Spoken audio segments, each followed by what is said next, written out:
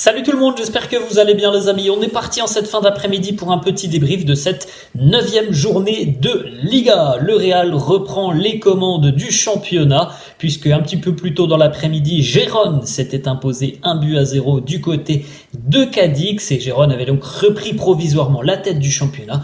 Le Real reprend la tête quelques heures plus tard après une belle victoire nette et sans bavure face à Osasuna. 4-0 pour les Merengues, quelques jours après un très joli succès acquis du côté de Naples en Ligue des Champions. Le Real réitère une belle partition cet après-midi avec beaucoup de maîtrise côté merengue et on a connu parfois, notamment sur les saisons passées, une équipe d'Osasuna beaucoup plus entreprenante et beaucoup plus dangereuse et coriace que celle que l'on a vue cet après-midi. En tout cas, le Real a pris le match du bon bout et a maîtrisé son sujet tout au long de la rencontre.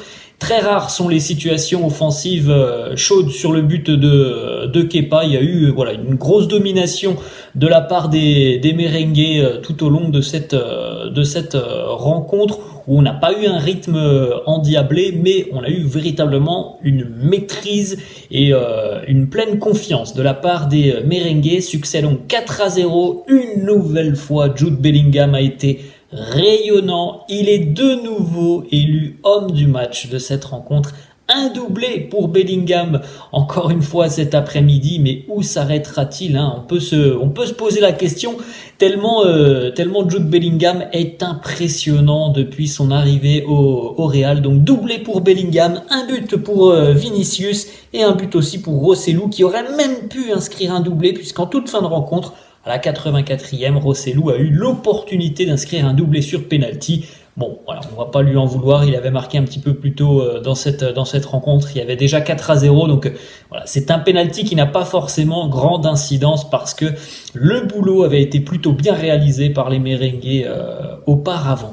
4-0 donc pour le Real dans un match complètement dominé et vraiment je pense que le mot d'ordre ce soir, enfin cet après-midi, ce qu'il faut retenir c'est la maîtrise du Real qui n'a jamais été mis en danger, qui n'a pas eu vraiment à forcer cet après-midi face à Osasuna. La maîtrise, l'implication et l'envie des joueurs ont fait la différence cet après-midi. Regardez juste à côté de moi la timeline de la rencontre. Comme vous pouvez le constater sur la première période, voilà, on a eu pour une fois, il faut le souligner parce que c'est important, depuis le début de saison on a quand même beaucoup de soucis sur les débuts de match. Et bien là, pour le coup, le Real a pris et a entamé cette rencontre d'une belle manière, en ouvrant d'ailleurs très rapidement la marque suite à un très joli mouvement collectif entre Carvajal et Bellingham au départ avec la récupération de Modric, la récupération de Camavinga, la passe de Modric, la remise très intelligente de Carvajal pour Bellingham pleine surface, voilà l'ouverture du score du Real.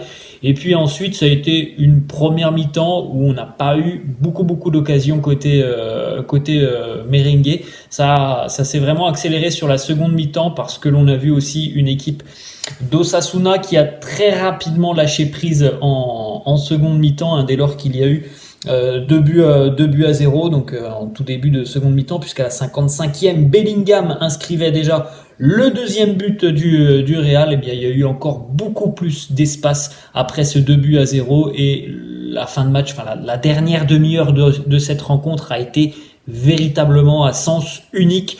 On peut même dire que la rencontre a été à sens unique tellement cette équipe d'Osasuna a été inoffensive aujourd'hui. Regardez les stats de la rencontre avec les expected goals qui sont assez parlants. 3,63 côté Real, seulement 0,35 côté Osasuna. 67% de possession pour les merengues, 33 évidemment pour le club de Pampelune, 19 tirs pour le Real. La grande majorité interviennent en seconde mi-temps. 7 tirs pour Osasuna, un petit tir cadré. Il y avait 9 tirs cadrés pour le Real.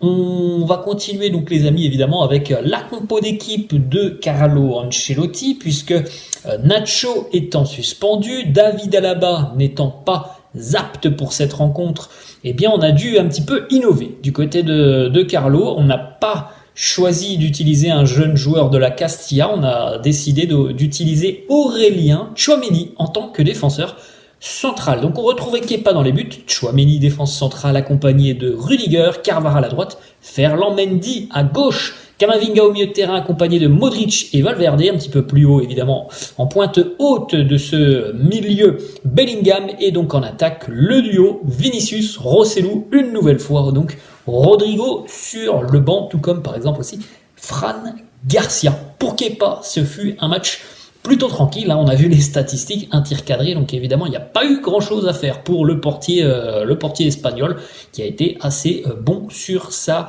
ligne et dans ses rares interventions. On enchaîne avec les deux défenseurs Tchouaméni et Rudiger. On peut être très satisfait du match d'Aurélien Tchouaméni dans un positionnement qui n'est pas le sien. Il a rendu une belle copie avec un match très propre de la part de Tchouaméni. Et il faut le dire, la défense du Real n'a été que très peu mise en danger cet après-midi. Tchouaméni a fait son match, Rudiger a été très intéressant. Il me semble qu'il a pris un carton jaune et ça c'est un petit peu problématique parce que s'il prend de nouveau un jaune après la trêve face à Séville, il serait potentiellement suspendu face au Barça. Et là, ça deviendrait compliqué quand même pour les Merengues de perdre encore une fois un défenseur central avant d'affronter le Barça. Donc d'ici à la fin du mois, mais une copie aussi très propre d'Antonio Rudiger, très intéressant aussi dans les relances. Rudiger, on le voit régulièrement tenter de sauter les lignes. On l'a vu aussi, je crois, hein, j'ai une hésitation, vous allez certainement me le dire dans les commentaires, mais il me semble que c'est Tchouaméni qui donne un ballon incroyable à Vinicius Junior sur le but de Rossellou. C'est une ouverture de Tchouaméni.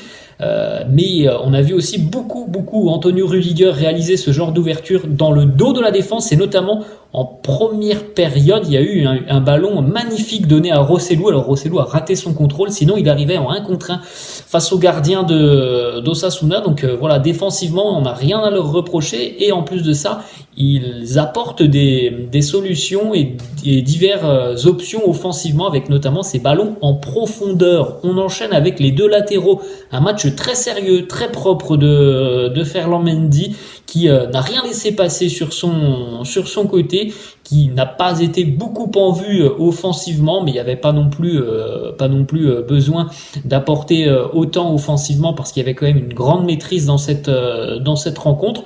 C'est un match qui lui fait beaucoup de bien. On sait à quel point Ferland Mendy a du mal à enchaîner depuis quelques années maintenant. Donc voilà, un match plein comme ça pour Mendy, qui démarre en tant que titulaire, et un match où il est sérieux, je pense que c'est très positif. De l'autre côté, Dani Carvajal, alors voilà, encore une fois, c'est un très bon match de Dani Carvajal, symbolisé par cette action en première période sur le but de l'ouverture du score de Jude Bellingham. Cette remise, elle est très intelligente de la part de Dani Carvajal, qui met dans une position parfaite Bellingham pour aller ajuster le gardien de près. Encore une fois, beaucoup de dynamisme sur son côté, de bonne volonté de la part de Dani Carvajal. On enchaîne avec les milieux de terrain. Camavinga, il y a eu un petit peu de déchets pour Cama, notamment sur la première période, 1 ou 2 ballons perdus avec des passes un petit peu hasardeuses. Mais comme d'habitude, une énorme activité, un bon ballon récupéré en seconde mi-temps.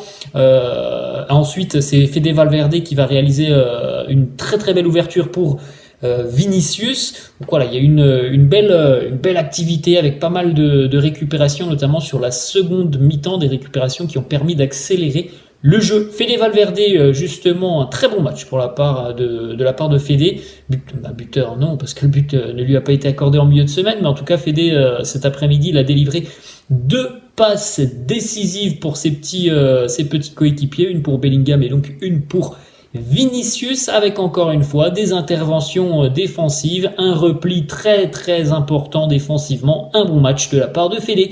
Luka Modric titulaire, ça lui fait, je pense, beaucoup de bien, lui qui est souvent sur le banc de touche depuis le début de saison. Match en tant que titulaire, impliqué sur le premier but, très intéressant, hein, évidemment, balle au pied. Luka qui a géré un petit peu le tempo de cette rencontre, notamment en première période. C'est un bon match pour le Croate avant de partir justement rejoindre sa sélection nationale. Et on va terminer donc avec les 3 joueurs offensifs, qui ont d'ailleurs tous 3 été buteurs ce soir. Rossellou, Vinicius et Bellingham, tous trois buteurs. Bellingham auteur d'un doublé, encore une fois un match voilà, exceptionnel. Hein.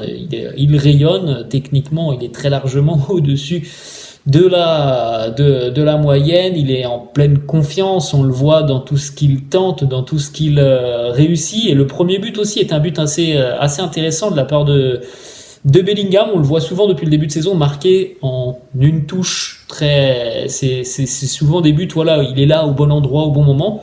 Le premier but, c'est une belle remise astucieuse de Carvajal, et ensuite voilà, il y a un petit travail, voilà, pour s'emmener le ballon, pour placer un petit peu le ballon en dessous de la barre transversale. Il le fait d'une bien belle manière. Comme d'habitude, il a été trouvé par ses coéquipiers. Il s'est mis en valeur. Il s'est mis aussi en position de recevoir des ballons, de pouvoir échanger. C'est encore une fois un très très bon match de Bellingham. Vinicius, buteur plus passeur décisif. Alors c'est assez surprenant parce que sur la première période, on a vu un Vinicius qui ne provoquait pas beaucoup, qui vraiment libérait son ballon très rapidement.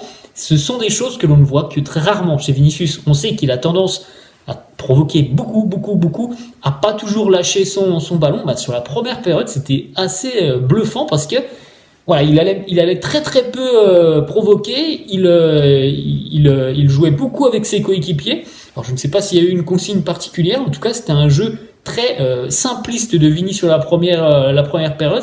C'est pas forcément quelque chose que l'on a l'habitude de voir chez lui. Donc c'était un match assez neutre en première période. Voilà, il jouait tout simplement dans le rythme avec ses coéquipiers.